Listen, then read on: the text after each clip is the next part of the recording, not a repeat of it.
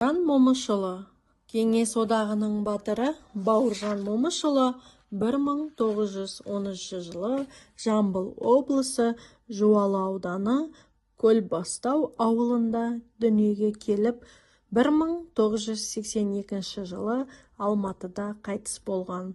Бауыржан Момышұлы соғысқа дейін мұғалім, кейін экономист болып жұмыс істеген. Ленинград, қазіргі Санкт-Петербург қаласындағы қаржы академиясында үздік бітірген. Естелік түрінде жазылған өмірбаяндық әдеби шығарма мемуар деп атаған. Әскери тақырыптағы мемуарлық романды, яғни соғыста басынан кешкен бірінші болып Бауыржан атамыз жазған.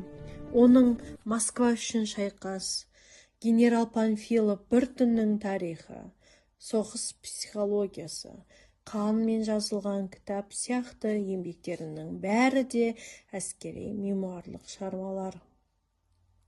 2010 жылы Бауыржан атамыздың шығармаларының 30 томдық жинағы жарық көрді.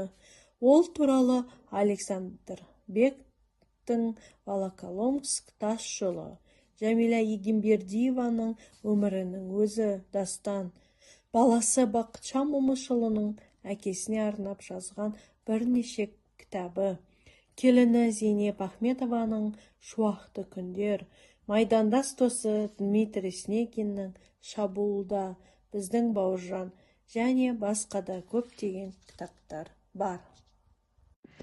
Бауыржан Момышұлының тәртіп туралы ұстанымы: тәртіпсіз ел болмайды, тәртіпке бас иген құл болмайды деген қанатты сөзімен сипатталады. Ол тәртіпті елдің тұтастығы мен табыстың бастауы, ал тәрбиелікті ішкі мәдениет пен жауапкершіліктің көрінісі деп білді. Бұл принциптер әскери өмірде ғана емес, күнделікті өмірде де басты бағдар.